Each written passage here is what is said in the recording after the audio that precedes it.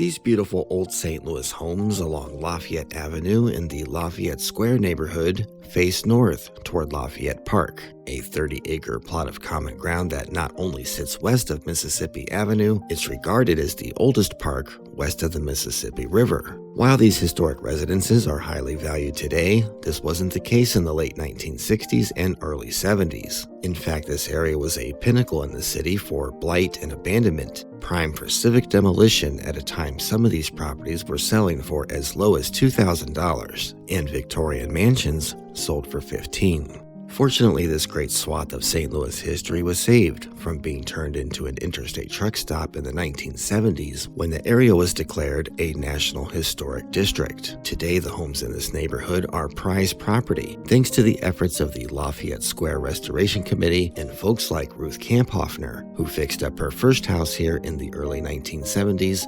against all conventional sense of the time. She then proceeded to organize public house tours, encouraging others to own, live, support, and share unique, nearly lost St. Louis history, as she herself restored more than a dozen properties in the area, including Lafayette Park itself. Among the many notable homes and various notable St. Louisans who built and bought them is one lesser discussed house, the Bixby Palmer House at 1532 Mississippi Avenue, built for one St. Louis area steamboat captain, Horace Bixby, in 1877.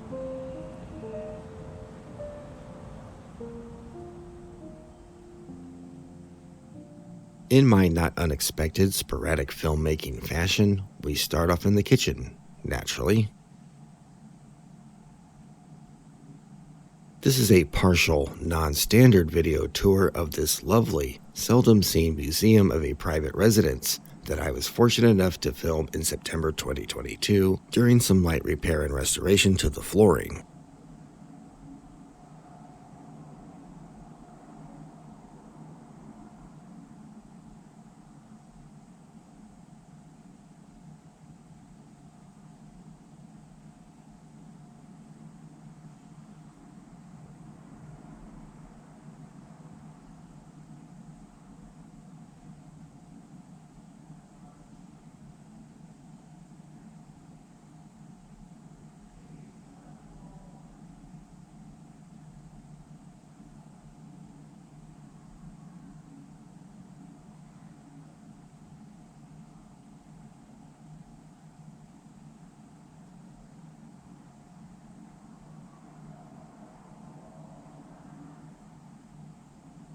A fellow by the name of Larry bought the house in 2001, and it is evident a lot of work, money, and care have gone into it since.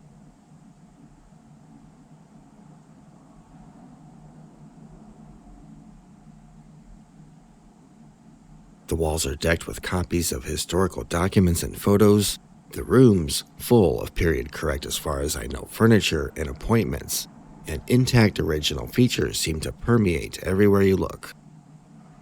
Its overall excellent condition and decor surely indicates owners who not only seem to appreciate and care for the history they steward, but also generous enough to give the public a glimpse.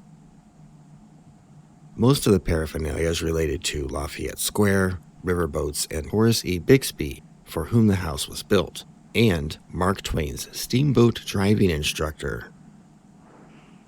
In fact, Clemens and Bixby were reputedly to be quite good friends, and they likely hung out here together.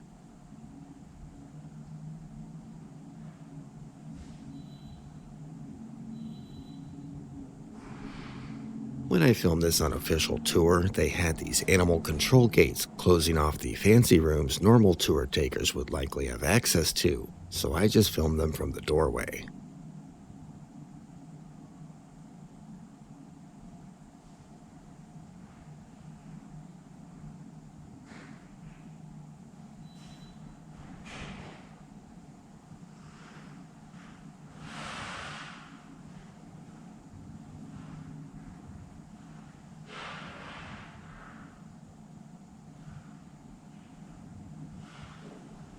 This house has 3 levels, and I get to the second floor eventually, but stayed at the 3rd floor level as well as any private-looking areas with closed doors out of respect of homeowner privacy.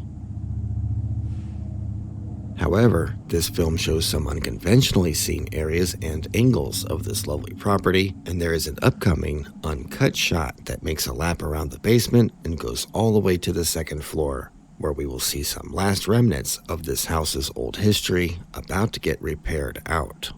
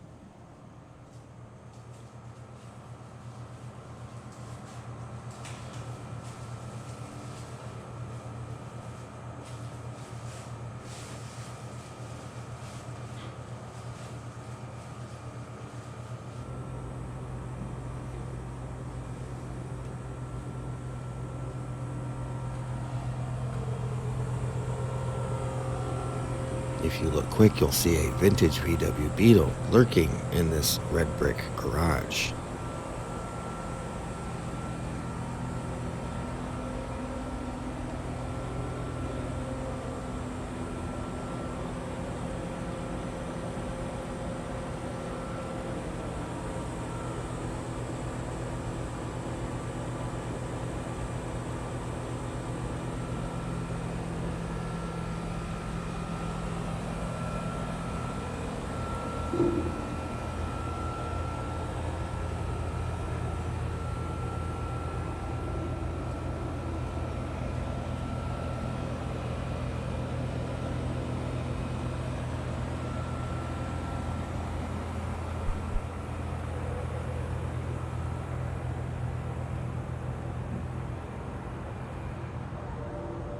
Isn't this a lovely spot up here?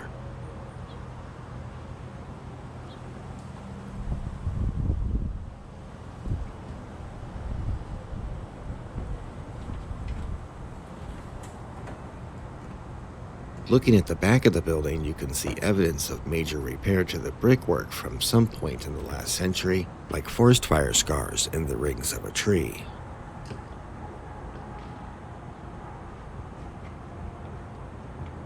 I think that damage happened much later and wasn't from the 1896 tornado that blew the mansard roof off the house for 80 years, until that was finally restored in 1976, which, come to think of it, might have been near the time this back corner was rebuilt.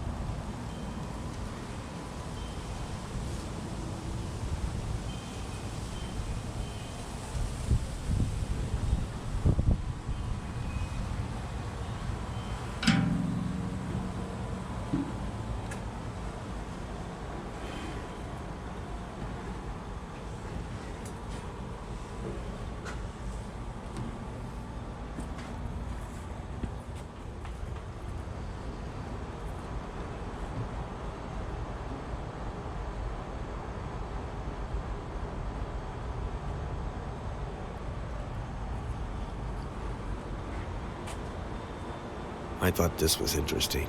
I've never seen a bay window right up against another building like this before, and I simply couldn't resist taking the camera for a stroll under it.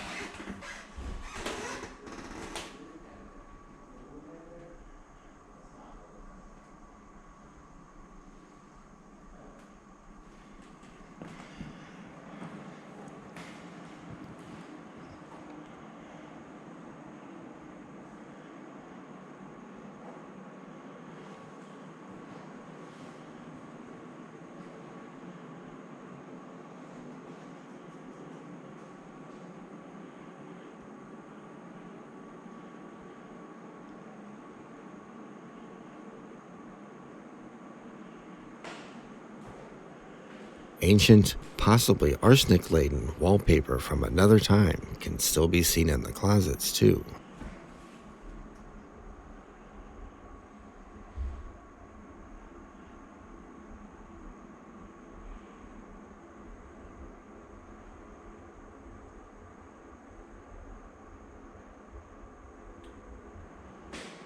I wonder if these were taxable rooms at this time, as was the case over in Monroe County, Illinois, or if they were even a part of the original floor plan.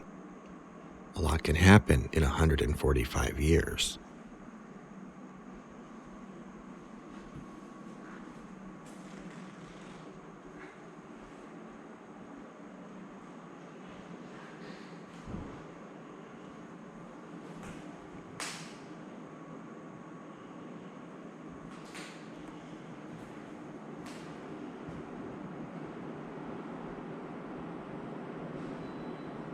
Here is the repair of the day, fixing this hole in the floor where reportedly a fancy wood-burning furnace originally stood. Removed so long ago, I'm not sure anyone remembers when that was. And that's the bulk of my film date here, but we'll stop and catch a look at a couple more artifacts on the way out the door.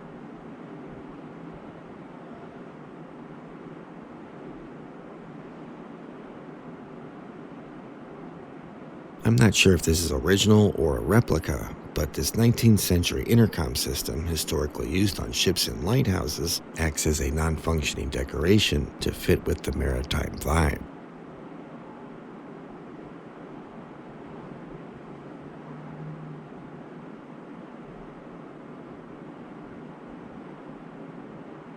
I'm ignorant to any significance of these artifacts, but the paper appears to be a delivery receipt for a boatload of goods.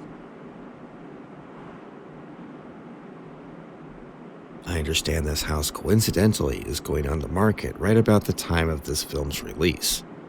Let's hope the new owners keep tradition at this historic house alive and well. Thank you for watching.